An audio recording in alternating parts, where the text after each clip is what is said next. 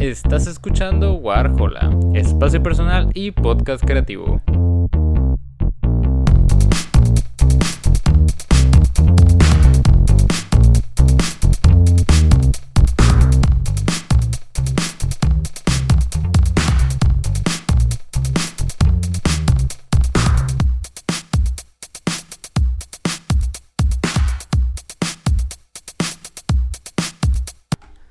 Muy buenas a todos, bienvenidos a un nuevo episodio de Warhola. Y tratando de ignorar aquella ausencia de episodios de varios meses, vamos a entrar casi de lleno a el tema que nos corresponde en esta ocasión. Como pudieron haberse dado cuenta, la temporada de festivales aquí en México ya lleva algunos meses que empezó. En marzo tuvimos la primera edición de este festival organizado por Billy Corgan de los Smashing Pumpkins, que fue el The World is a Vampire. A inicios de este mes de abril tuvimos también la 10ª edición del Festival Ceremonia, encabezada por Travis Scott y Rosalía. Y aquí en Guadalajara ya hemos tenido algunas otras ediciones de festivales. Estuvo la segunda edición del Festival Adverso, que fue aquí en el Parque Agua Azul. Y de aquí en adelante pues vienen muchos más festivales, ¿no? Entonces, estamos aquí reunidos porque el equipo de Warhola y yo tuvimos la oportunidad de acudir a la segunda edición del Echoes Festival aquí en Guadalajara. Y pues nada, básicamente estaremos haciendo en este episodio una cobertura tanto de la experiencia en general del festival como de las cosas que nos gustaron, que no nos gustaron, y también pues para que les sirva a ustedes como escuchas para ver si se avientan a la siguiente edición del festival. Se la piensan o simplemente no acuden, ¿no? Entonces, básicamente es eso. Estaremos haciendo una crónica de nuestra experiencia en general. Igual yo platiqué con mis compañeros de Warhola para pues mencionar puntos que nos parecen importantes de toda la experiencia y pues los iremos revisando uno por uno, ¿no? Quisiera empezar de lo más general a lo más específico, que me parece que es la manera correcta.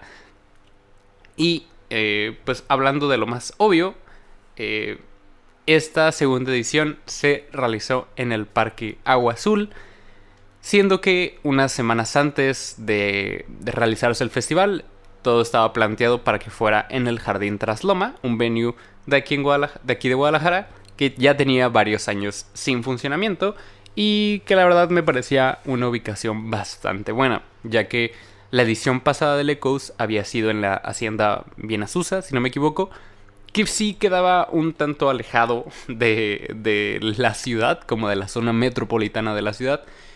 Y aún así, por lo que llegué a escuchar, el venue era bastante bueno. O sea, el lugar era bastante amplio, estaba como muy fresco en general. O sea, era una experiencia como muy amena con respecto a lo que propone el festival, ¿no? Que es como esto de estar al aire libre, con la naturaleza, bla, bla, bla. Entonces la hacienda se desenvolvía muy bien en ese sentido, pero su ubicación geográfica pues sí era un tanto alejada de la zona metropolitana, ¿no? Como digo.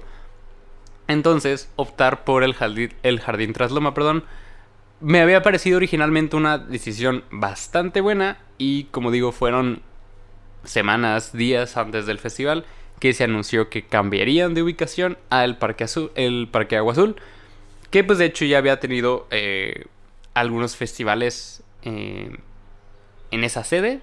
De hecho en este mismo año, como digo, el Festival Adverso festejó su segunda edición ahí. Y no sé, yo fui también buena parte de aquellas personas que dudaron de esta decisión. No por el hecho de que estuvieran como totalmente en contra, pero no sé, tanto la decisión fue como muy abrupta como la ubicación no me parecía la mejor. O sea, en ese sentido el Agua Azul sí siento que rompía un tanto con esta como esta perspectiva de el medio ambiente siendo bueno, con respecto a su ubicación pues está bastante bien, ¿no? O sea, hubo muchas maneras de llegar al Parque Agua Azul. Incluso te podías ir en macro, podías llegar en tren. O sea, era bastante sencillo y pues sí era bastante cercano de la mayor parte del estado, ¿no? Eso como punto bueno, pero la ubicación en sí igual no me encantó, no me encantaba, pero igual tiene esos puntos buenos que ya iremos abordando.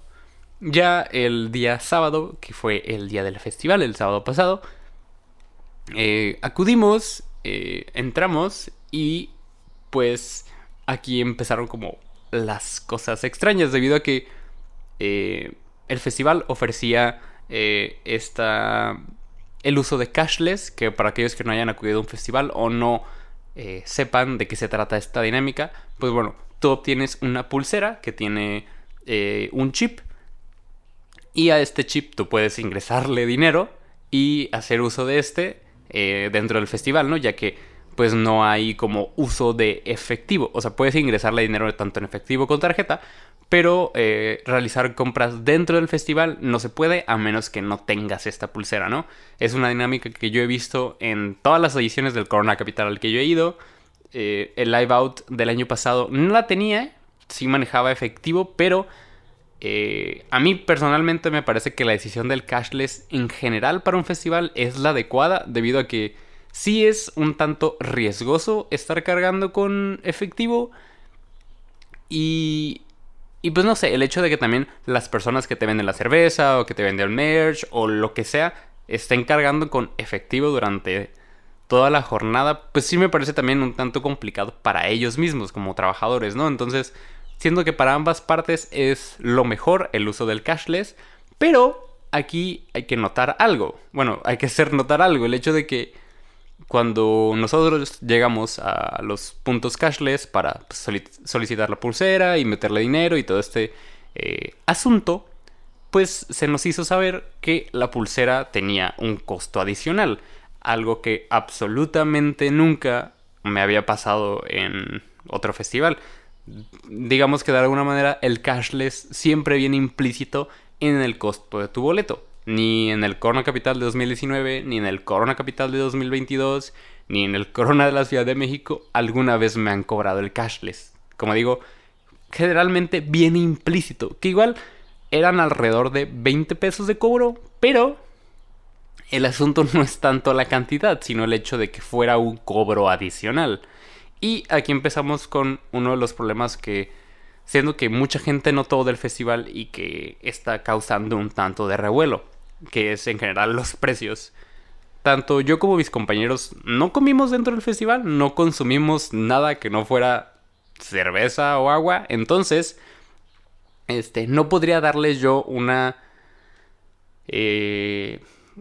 no podría hacer una crítica a los puestos de comida porque en realidad yo no consumí, no podría hablarle de los precios porque la verdad los desconozco, siendo completamente sincero, pero hablando concretamente de la cerveza, el alcohol, los refrescos y el agua, pues sí eran precios un tanto elevados. O sea, teniendo en cuenta que son, en el caso de las cervezas, cervezas dobles, o sea, que son dos cervezas en un mismo vaso,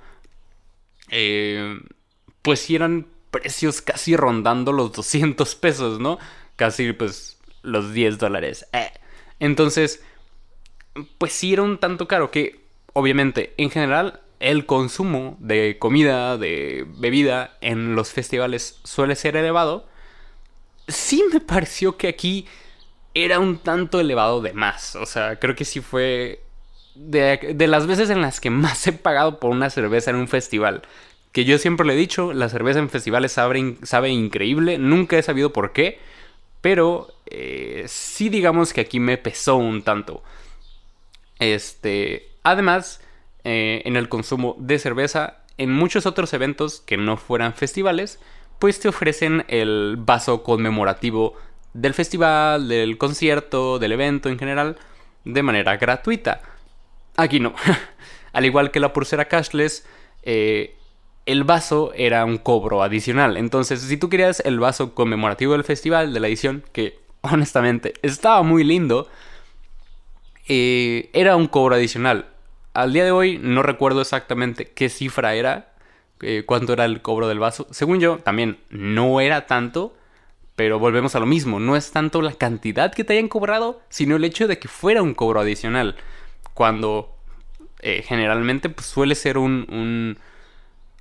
algo gratuito, vaya, viene incluido con el hecho de que tú compres la cerveza, ¿no? O sea, yo recuerdo el Corona Capital del año pasado, que yo regresé como con tres vasos, también mi compañero, un shout out a Josué, también regresó como con 3, 4 vasos, porque era el hecho de que tú al consumir, pues ya te lo daban, ¿no? O sea, era completamente gratuito. Entonces, pues también era algo que quería resaltar, el hecho de que el cashless tenía un cobro, el vaso tenía un cobro, entonces, no sé. Ya una vez dentro del festival, nos dimos cuenta que, pues, el espacio dentro de como las zonas recreativas, que no fueran el área de comida o el área de bebida, era bastante reducido. Algo que agradezco de la ubicación del Agua Azul es que pues se implementaron los mismos baños con los que ya contaba el parque, ¿no? No había estos cubículos típicos de los festivales que a las 2 horas de iniciar el festival ya están hechos mierda y se vuelven una experiencia casi de pesadilla, ¿no? Ir a uno de estos ya muy entrado el festival. Entonces, al tener estos pues baños que, como digo, ya pertenecen al parque, ya son de siempre, pues era una experiencia mucho más amena y incluso, de hecho, quiero hacer notar que notamos que constantemente había personas de aseo, de mantenimiento, haciendo pues limpieza de los baños. Entonces, durante toda la jornada del festival, alrededor de unas 12 horas, al menos a mí personalmente nunca me tocó que fuera una experiencia desagradable por el hecho, reitero, de que estaban en constante limpieza y es algo que la verdad agradezco. Ir a un baño en un festival generalmente es algo bastante desagradable y aquí, aunque no fue de que una experiencia perfecta, pues no fue terrible, ¿no? Y ese me parece un punto a favor. Pero volviendo a las áreas recreativas, pues el Parque Agua Azul es en realidad un parque bastante amplio de algunas cuadras de extensión y siento que hicieron muy poco uso del establecimiento. O sea, como digo, era bastante como chiquita la distribución de todas las cosas, entonces tanto que ciertos puestos se sentían un tanto apretados entre sí, como que las zonas, tanto para consumo de comida, estaban muy pegadas a las poquitas zonas recreativas que había. Pues no había realmente como mucho que hacer fuera de estar en el escenario principal. Si es a lo que... Si es que me doy a entender, ¿no? O sea... el Parque Agua Azul carece de muchas áreas verdes... acercándose tal cual al término verdes. Entonces... Pues sí, o sea, el hecho de tú acostarte en el pasto o simplemente estar armando una especie de picnic en el festival, pues sí era una experiencia un tanto... Pues no sé, no se daba no estaba tan puesto como para que tú lo realizaras de esa manera, ¿no? A pesar de que el festival se vendía de esa manera. Entonces sí, siento que pese a que el Parque Agua Azul es un venue bastante grande, decidieron utilizar una sección muy pequeña que al final restringía bastante a toda la gente, ¿no? Entonces, no había realmente mucho que hacer. O sea, llegabas, veías la merch, llegabas, veías la comida, llegabas, comprabas cerveza y ya. O sea, no había realmente mucho más que hacer.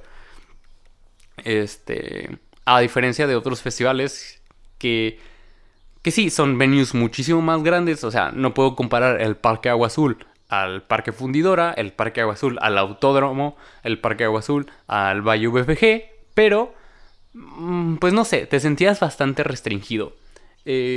Algo que casi se me pasa, pero igualmente quería mencionar con respecto a los vasos, es que, bueno, tú consumías alguna bebida, te cobraban el vaso adicional, pero si tú el vaso no lo querías o simplemente no querías estarlo cargando, llevártelo a tu casa, lo que fuera, tú podrías regresar este vaso y se te abonaban 20 pesos a tu cashless, ¿no? Que ya recordé, el vaso costaba 30 pesos, ellos se quedaban esos 10 pesos. Pero sí, entonces, incluso aunque tú hubieras consumido únicamente un vaso, o sea que nada más tuvieras uno, pues podías devolverlo y de alguna u otra manera pues el festival te retribuía ese dinero, ¿no? Que también pues podrías tú ponerte a juntar bastantes vasos y retribuir aún más, ¿sabes? O sea, era también una especie de haz tu propia limpieza y te pagamos por ello, ¿no? Que me pareció la verdad bastante acertado, bastante bueno y generaba una dinámica bastante interesante entre la gente que, tanto que sí vi a mucha gente recogiendo vasos que no eran precisamente suyos, como gente que pues simplemente los devolvía. Estuvo bastante bien esa idea, me gustó bastante. Y creo que no me queda nada fuera de lo que no es como el festival, o sea, que no son las bandas y los artistas que se presentaron. Entonces, pues pasaremos a todo lo que respecta a el escenario principal, el único escenario también, que pues ya fue en la concha acústica de este parque.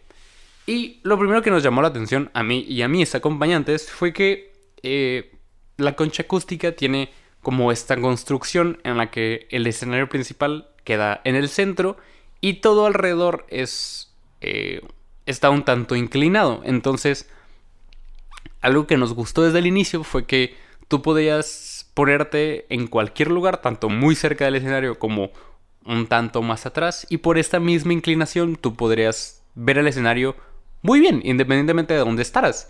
Entonces, eso facilitaba el hecho de que también la gente no batallaba un tanto pues para ver a los artistas, ¿no? O sea, como digo, si no quieres estar apretado en el centro del escenario, pues podrías alejarte un tanto hacia atrás y de todas maneras tenías una vista bastante buena, bastante completa del escenario, ¿no?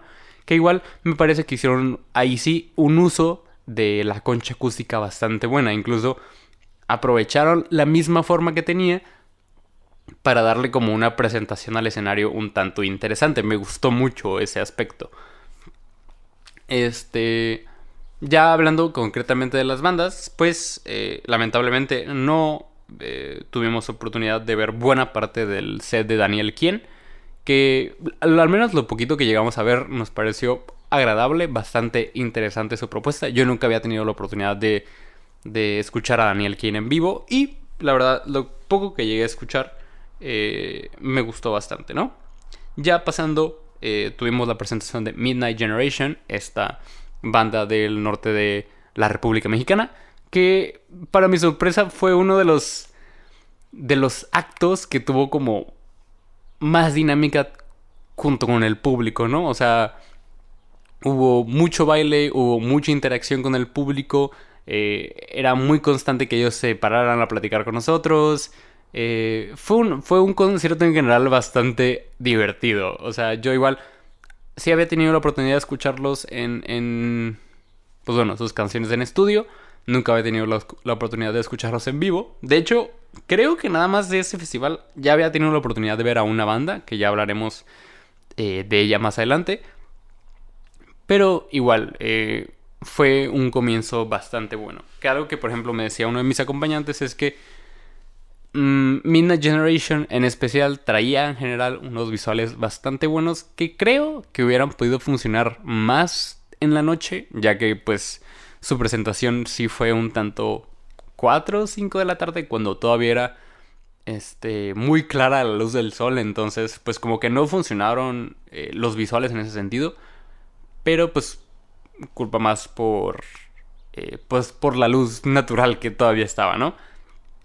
De ahí pasamos a Vendredi Sogmer, que fue, la verdad, una de las artistas que yo más esperaba ver. De lo poquito que había escuchado de ella, eran cosas bastante buenas y cosas que me habían gustado bastante. Y fue una dinámica muy interesante, muy divertida, porque únicamente era ella y su DJ y era básicamente todo. Pero creo que ambos lograron cargar completamente con la presentación, tanto ella que se desenvolvía muy bien en el escenario, pese a que su nivel de español no era tan bueno, constantemente platicaba con nosotros como audiencia en inglés o en francés. Y no sé, también fue muy divertido como convivir con ella. Su DJ es bastante bueno. Quisiera resaltar eso precisamente porque, pues como digo, únicamente eran ellos dos en el escenario. Toda la carga emocional y eh, toda la carga del concierto pues recaía únicamente en ellos dos.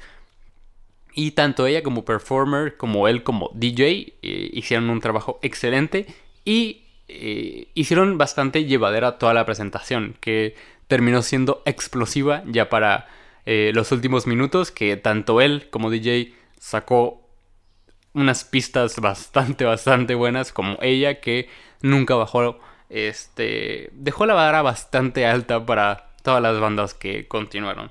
De ahí pasamos a Inner Wave, que es la banda que digo que yo ya había visto. Lo llegué a ver en el Corona Capital de Guadalajara del año pasado, en la Arena UFG. Y la verdad me gustó muchísimo más este show de ellos. O sea, tanto como que ellos como banda tuvieron más tiempo para desenvolverse y pues tocar canciones que al menos a mí no me había tocado escuchar. Como que hicieron un repaso de su discografía muchísimo más completo. Y también yo noté una dinámica con el público muchísimo más intensa. Porque recuerdo que en el Corona Capital de Guadalajara fueron un acto un tanto sorpresa. Porque otra banda había cancelado y ellos fueron como el replacement de último momento. Entonces como que mucha gente no sabía bien a bien ni qué esperar ni cómo reaccionar a la banda. Entonces sí era un tanto como que la gente que sí los conocía y pues aceptó como este cambio con bastante gratitud, entre los que me incluyo, y la gente que de verdad no los conocía para nada, pues no sé, fue un ambiente un tanto como confuso en general, pero aquí siento que sí había como muchísimo más compromiso de parte del público, y fue uno de los conciertos pues como más introspectivos, más psicodélicos en su desenvolvimiento.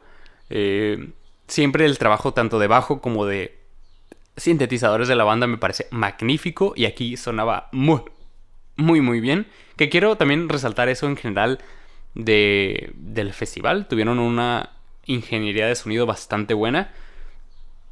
Como mencionaba anteriormente, pues aprovecharon muy bien ya la estructura de la concha acústica, y siento que su misma forma ayudaba a que en ninguna parte del escenario se perdiera como el sonido, ¿no? Entonces en general sonaba bastante bien, bastante fuerte, y sí, tuvieron unos ingenieros de sonido bastante buenos.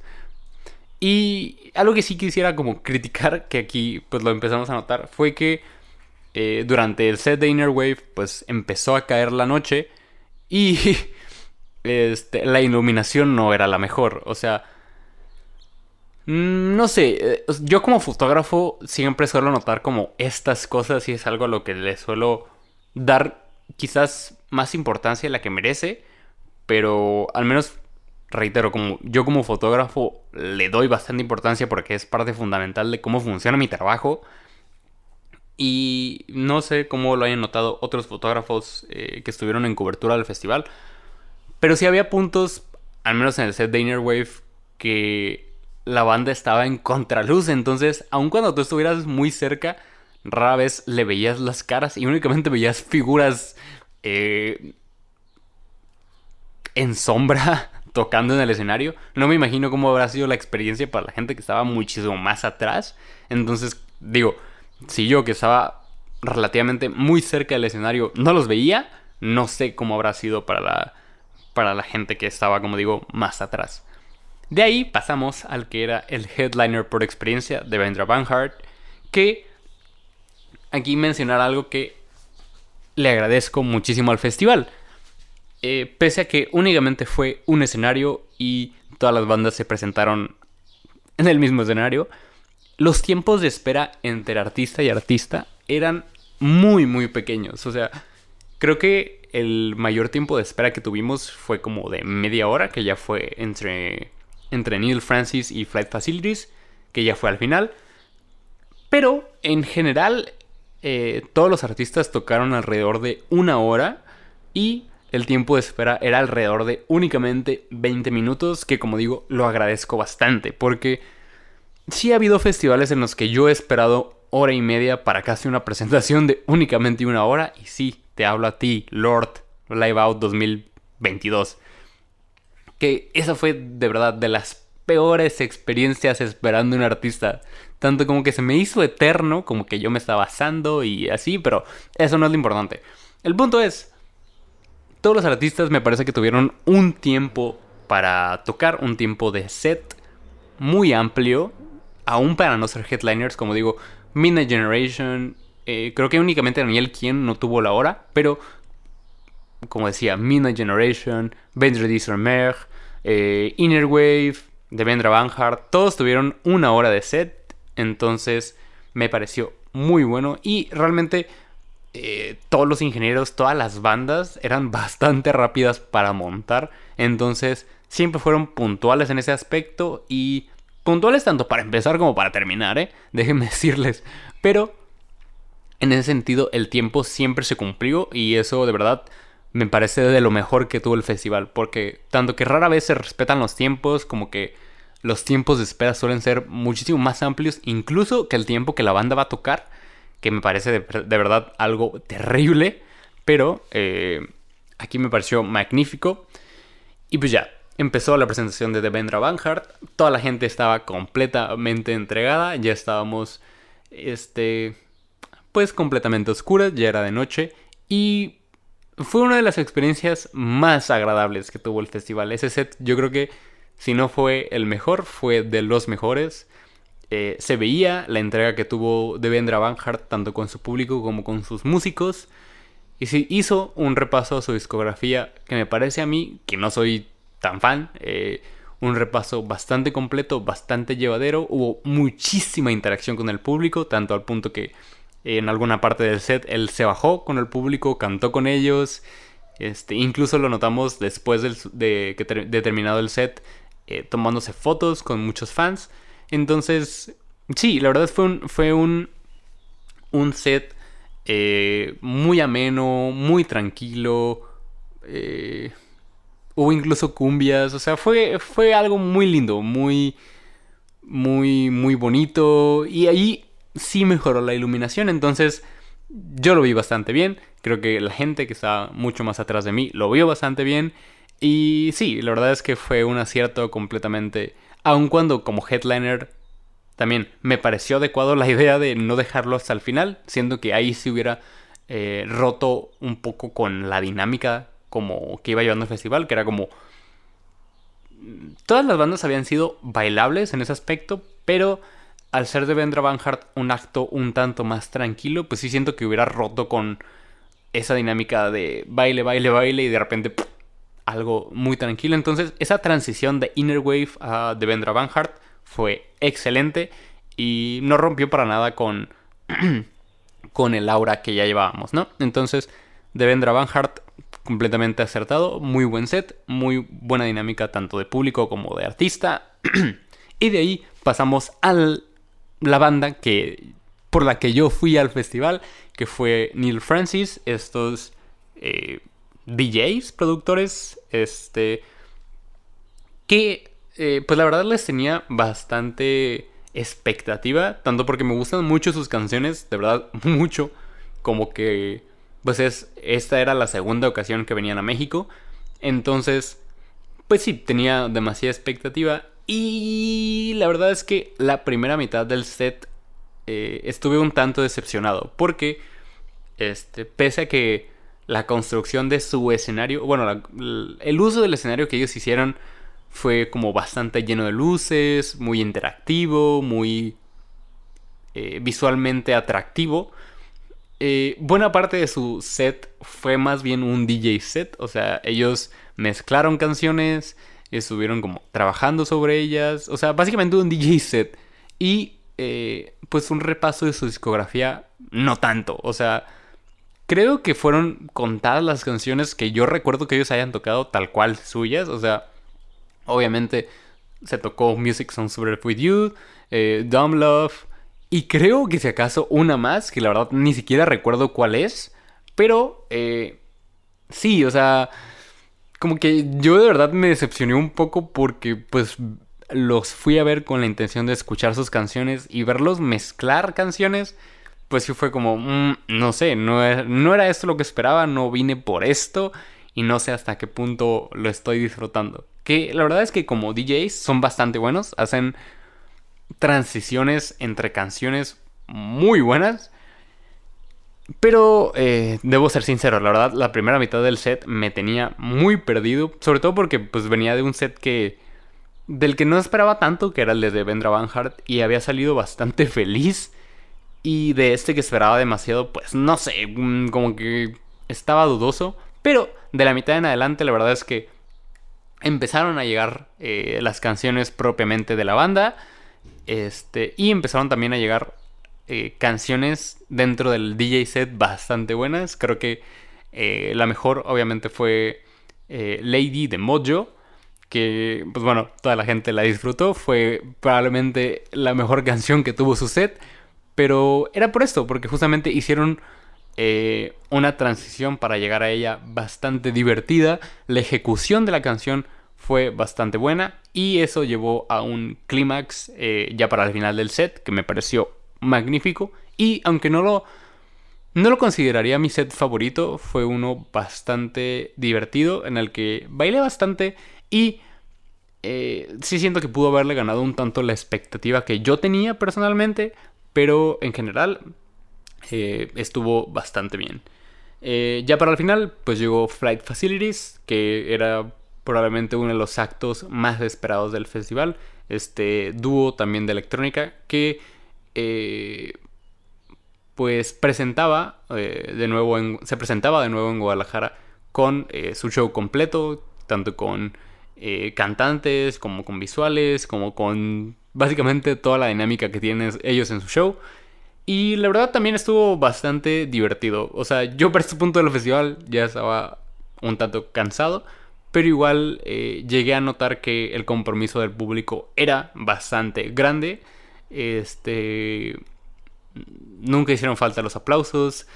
El baile duró prácticamente todo el set. De ahí mezclaron también canciones que Neil Francis ya había tocado. Entonces sí fue como, bueno, las voy a bailar, pero ya las bailé.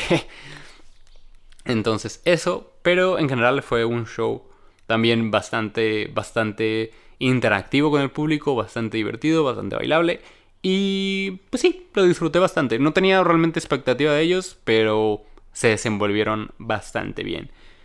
Y pues nada, el festival cerró con otros DJ sets que no me parecieron realmente atractivos, por lo que no me quedé yo a ellos, pero pues sí, ahí más o menos terminó lo que fue la dinámica en general del festival.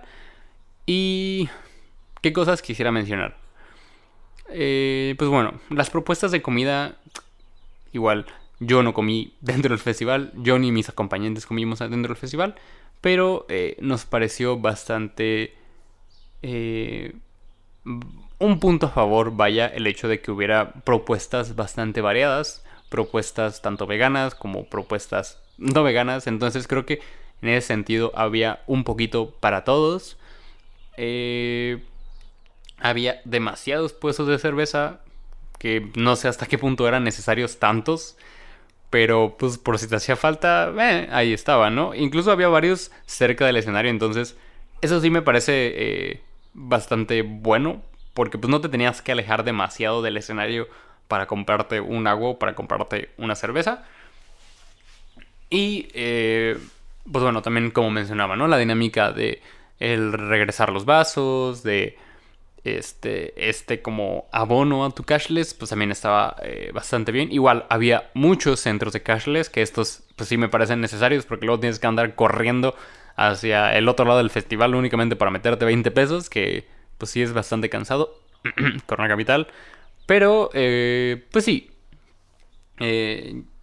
igualmente ya como conclusión, pues el reembolso del cashless empezó esta semana. Ya de hecho, cuando estamos grabando esto ya no pueden solicitar ese cashless. Entonces si se les pasó, pues ya ni modo. Pero pues igual el reembolso era de como de 2 semanas en adelante. Que me parece igual un tanto distante, pero mejor de ese reembolso del Corona Capital que duró casi meses en llegar. Pero, ajá. Entonces, como conclusión, y para aquellas personas que acudieron o buscan acudir a una próxima edición del festival, ¿qué podría decirles?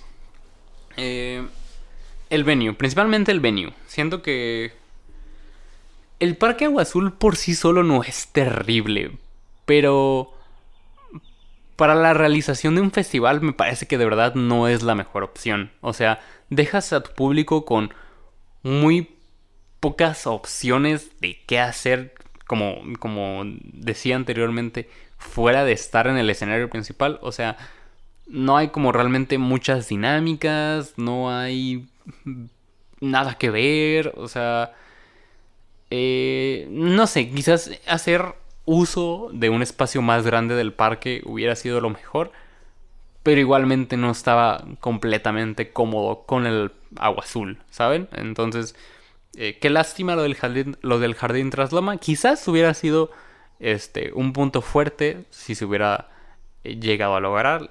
Igual, en ese sentido, siento que quizás la Hacienda Benazusa hubiera sido una mejor opción que el Parque Agua Azul, aun cuando fuera un tanto más alejado de la zona metropolitana. Entonces sí, creo que parte de lo que más podemos criticar es eso, el venue, que no sé, no me encantó. Hay que tenerlo en cuenta, los precios sobre todo, tanto los precios de... No puedo decir de la comida porque una vez más yo no consumí, no podría darles una crítica realmente objetiva porque no desconozco los precios. Pero con respecto a la cerveza, el cobro del cashless, el cobro de los vasos, hay que trabajar en eso. Hay que trabajar en eso porque si de por sí ya era un tanto desanimante el hecho de tener que gastar tanto por una cerveza, el hecho aparte de que te cobraran el vaso, el hecho de que aparte te cobraran el cashless, perdón, no sé, tampoco me encantó. Pero el uso del escenario, el sonido del festival, los tiempos de espera, eso me parece que estuvo magnífico, estuvo bastante bien. Los baños, Dios mío, estuvo bastante bien. Entonces sí, hay cosas que las que funcionaron muy bien. Las cosas que no funcionaron casi que arruinan la experiencia para mí personalmente. Entonces son cosas que hay que tomar en cuenta. Siento que si el festival se desenvolviera de la misma manera para el próximo año, es decir, el mismo venue, el mismo trato hacia los precios, saben, en general como las cosas que no me parecieron continuaran, creo que únicamente las pasaría por el hecho de que realmente el line-up me pareciera muy bueno. O sea, si no estuviera realmente como emocionado por las bandas que voy a ver, yo personalmente no acudiría a otra edición. Pero como todo, pues esto queda a su reflexión, a su opinión. Y pues igual, si acudieron al festival, pueden decirnos ahí en los comentarios qué les pareció, si se divirtieron, si se la pasaron más o menos, todo en general. Y pues nada, con esto cerramos el capítulo de esta ocasión. Muchas gracias por escuchar hasta acá. Y pues nada, nos vemos en un siguiente festival, en un siguiente concierto. Y nada, bye bye. Gracias por escuchar este episodio de Warhola. No olvides seguirnos en Instagram como WarholaMX, y si el proyecto es de tu agrado y quisieras apoyarlo, también contamos con Patreon. Una vez más, muchas gracias por escuchar y nos vemos en el siguiente episodio. Bye bye.